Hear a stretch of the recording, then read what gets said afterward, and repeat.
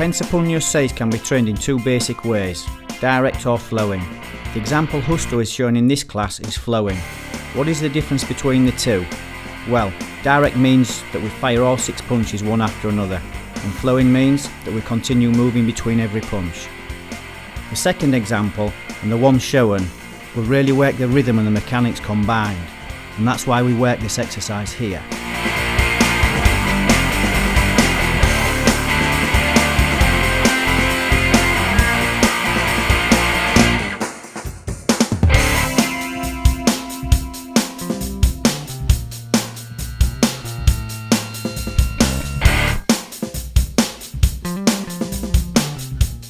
Like with the last exercise, we show the punches flowing, but now we add the simple footwork. The objective is to get these simple movements connected, as without these connections, the practical application will suffer, as we won't have the spontaneous ability that enables us to keep moving, whilst at the same time having the ability to attack.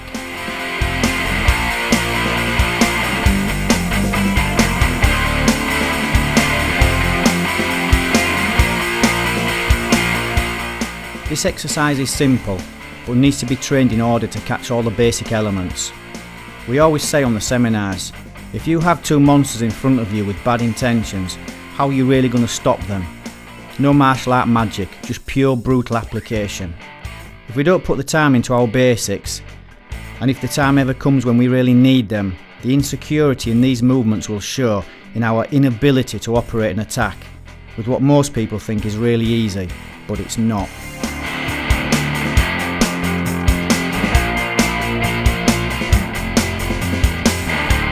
The next part of this week's class is to start building the base combinations. The process is simple and very easy to follow. Here we show the punch in combination with the elbow, but as we now know, the KFM elbow, which evolved from the pensador, is very different to the classical elbows that are usually taught. There is a good explanation for this evolution. Can you remember what it is?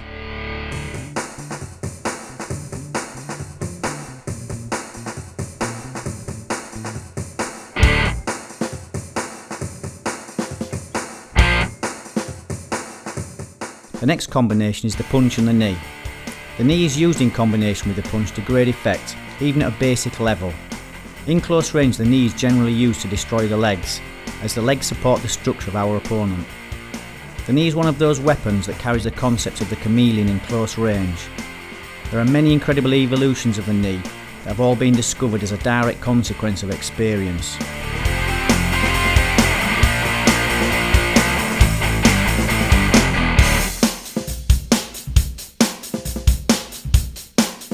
We will see in time how the kick and the knee complement each other perfectly. The most interesting part of our training is how the mind receives information. We see this next example all the time. We can give a piece of information to 2 individual people. One will learn a thing and the other person will play with it and question it. And questions are usually the consequence of training, because when we train we find problems and they need answers, hence questions start arising all the time. This is how we grow, by constantly investigating intelligent questions.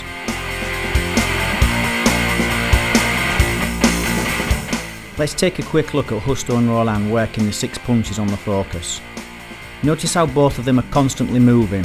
This is to try and provoke rhythmic development. Poor pad feeding has many detrimental effects on our personal development. A pad feeder must also learn how to work with us, developing our weak points and exploiting our strong points. The role of a pad feeder is to help us understand and develop a whole universe of elements, concepts and absorption of key principles, and not just wave 2 pads around in the air, as is often the case.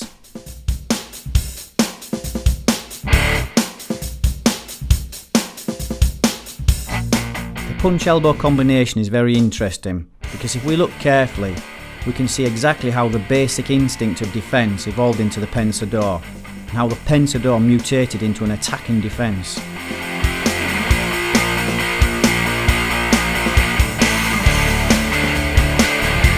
The simple elbow is just one of those radical evolutions that the pensador has given birth to. There are many more, but for now we need to concentrate on connecting the punch and the elbow, and appreciate why it has evolved as it has.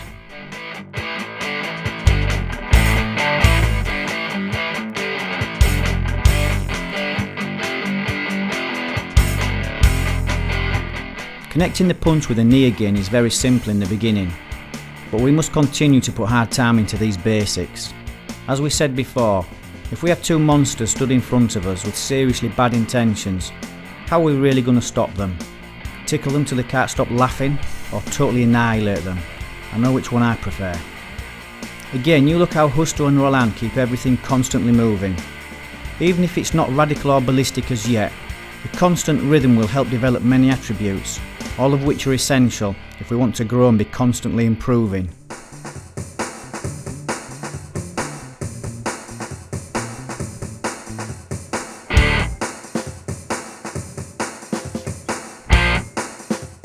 Justo is showing the kick, only off the back leg in this shot. Obviously we need to train both front and back. We've said before about how the kick is very interesting in the street. Well, what exactly do we mean by that?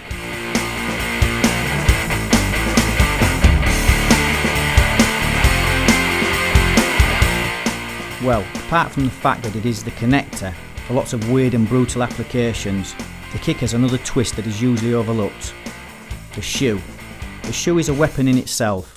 I've seen many interesting modified pieces of footwork across the years, all with only one intention: obscene damage.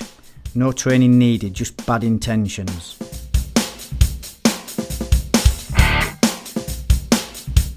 Now we change our training partner and he/she now becomes an opponent.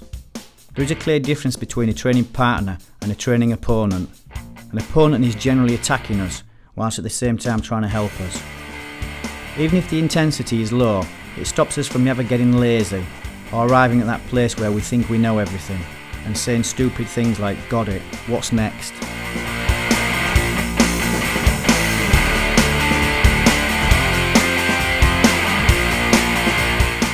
This is a great little exercise, as it really helps us become accustomed with the chaos of level changing and why. As we know, if we are not on our feet in a street situation, then it's probably because something has gone terribly wrong. And if it's gone wrong, it probably means we're scrabbling to stay alive and not particularly having a good time of it.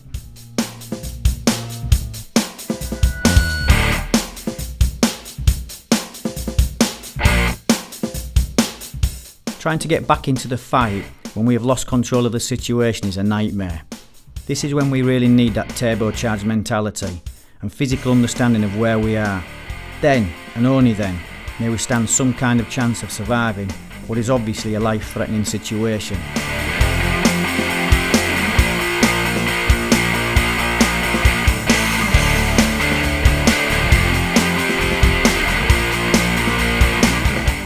This kind of training is so important as it just keeps everything in check. It makes us constantly realise that nothing is ever the same and that every time we train we will encounter new and strange situations or problems. Plus, outdoor training should be normal for all of us now, especially if we've been following the process properly, as we have had 4 months training in the street now.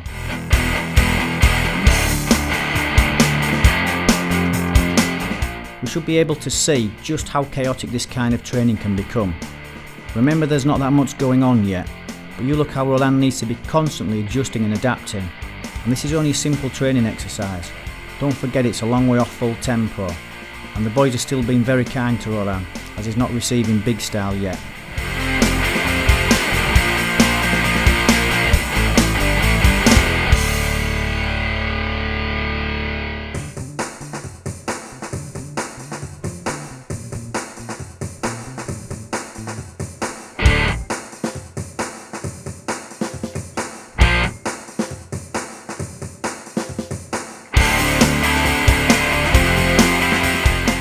Again, in this next exercise, you can see how the elbows are almost hidden to the naked eye within the pensador.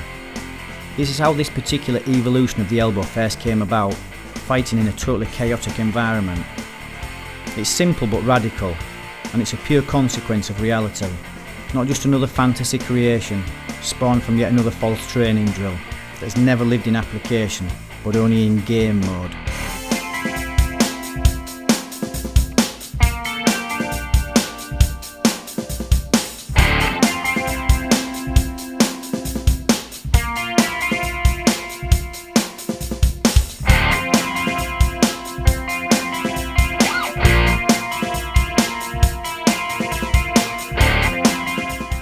Spontaneous free play is where it's at, and again it's like a good musician having a good old jam.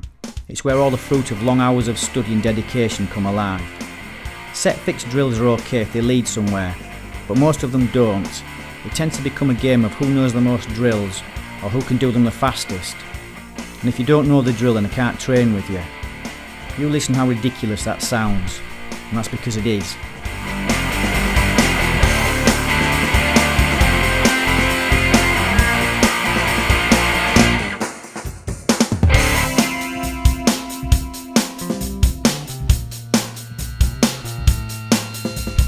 Fighting in the street is not a game in any way, shape or form. It's a complete disaster. A simple mistake in the street may result in you never going home again, meaning that you will never see your wife, husband or the children ever again. The street holds no compassion for the deluded. Bad people think nothing about walking across the road and smashing somebody in the face with a lead pipe because it seems like a fun thing to do. These kind of actions come about from a certain kind of mentality. That being a very nasty one, usually with no remorse, only self-empowerment.